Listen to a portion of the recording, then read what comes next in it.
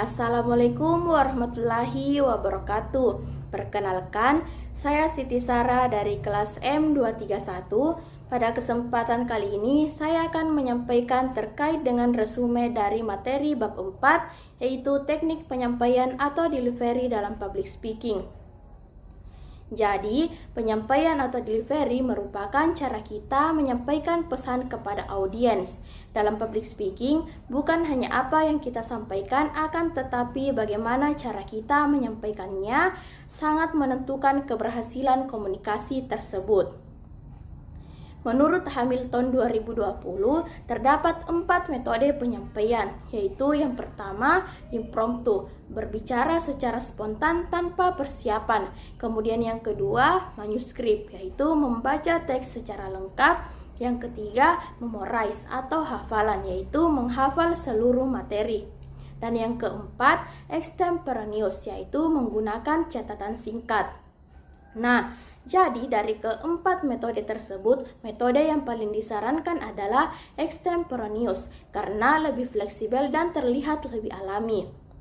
Selanjutnya, komunikasi verbal, diksi, dan bahasa. Dalam komunikasi verbal, hal penting yang perlu diperhatikan ada 2, yaitu kejelasan dan kekonkretan.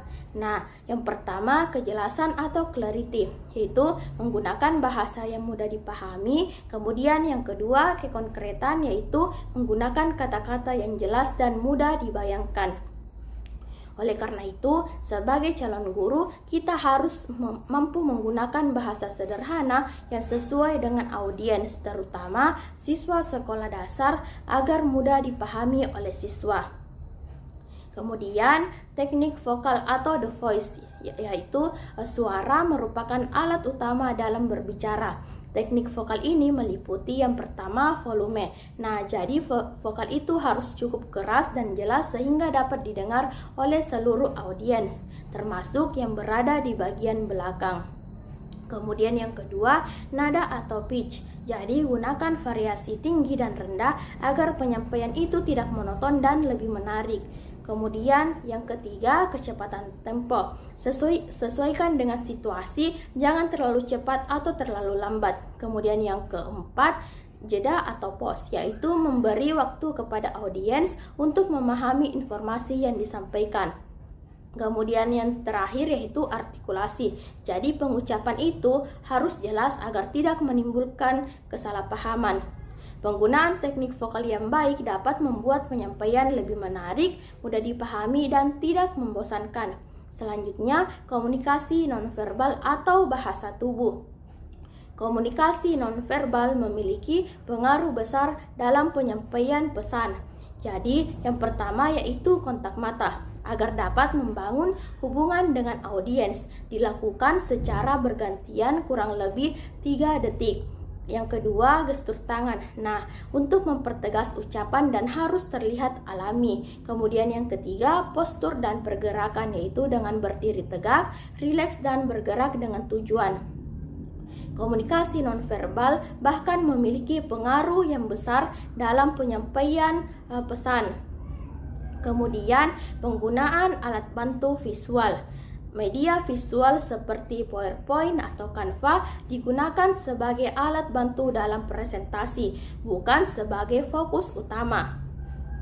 Prinsip penggunaannya yang pertama yaitu KISS atau Keep It Short and Simple, yaitu 1 slide 1 ide, tidak terlalu banyak teks. Kemudian yang kedua, visual dominant, yaitu lebih menekankan atau lebih banyak gambar daripada teks. Kemudian yang ketiga, aturan 10, 20, 30, maksimal 10 slide 20 menit dan ukuran font minimal 30.